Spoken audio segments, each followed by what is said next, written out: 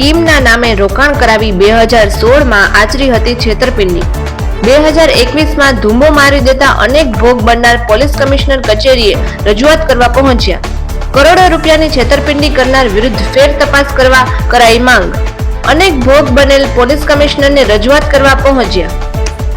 અશોકભાઈ કાનજીભાઈ નૈયા મારું નામ છે। અશોકભાઈ શેની રજૂઆત કરવા આવ્યા છો?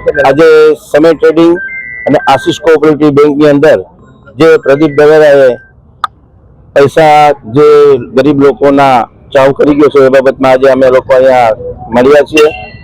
બીજી વસ્તુ, પ્રદીપ દવેરાએ રાજકોટની અંદર અને પૂરા સૌરાષ્ટ્રની અંદર કૌભાંડ કરેલું છે।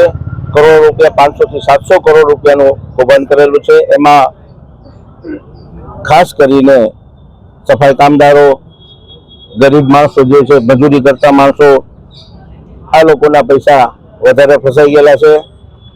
અને ગુજરાતની અંદર આ એક આવો પ્રદીપ દવેરા નથી, આવા ઘણા બધા છે। તમે છાપામાં વાંચતા હશો કે ગુજરાતની અંદર વારંવાર આવા કૌભાંડો અને કૌભાંડીઓ પેદા થયા રાખે છે।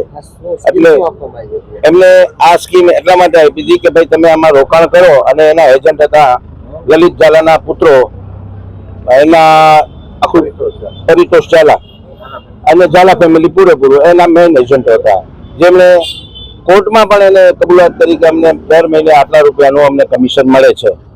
આજ સુધી પોલીસની કાર્યવાહી નથી થઈ।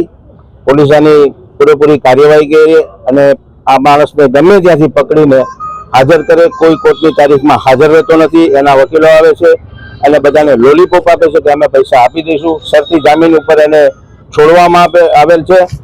આ જામીન અત્યાર સુધી આપ્યા તો બાકીના જે ચેક રિટર્ન થયા એનું શું? આજે સામાન્ય માણસને જે બટુભાઈ વાત કરી કે એક ચેક રિટર્ન થાય તો 6 મહિના 1 વર્ષની એમને સજા થાય છે, તો આ માણસના 200 થી 500 ચેક રિટર્ન થયા તો એમને સજા શા માટે નથી થતી? માટે અમે પ્રશાસન પાસે એટલી માંગ કરીએ કે ભાઈ વહેલી તકે આ બાબતનો નિવેડો લાવે, આ માણસની ધરપકડ કરે અને રાજકોટમાં આ માણસને જેમ અત્યારે પોલીસ સરઘસ કાઢે છે એમાંનું સરઘસ કાઢો અને કડકમાં કડક કાર્યવાહી કમિશનર સાહેબ કરે એવી અમારી માંગ છે। અને આવા કૌભાંડીઓને કાયદાનું ભાન કરાવે। આ તમે જુઓ, રાજકોટ અંદર નહીં, પૂરા સૌરાષ્ટ્ર ગુજરાતમાં આવા કૌભાંડીઓ મહિને મહિને બહાર પડે છે। આને કડક ને કડક સજા થાય એવું આપણે સરકારશ્રી પાસે નિવેદન કરીએ છીએ અને આવી વ્યક્તિઓને ન મૂકવા જોઈએ એવી અમારે બધાની પાસે પ્રાર્થના છે, અધિકારીઓની।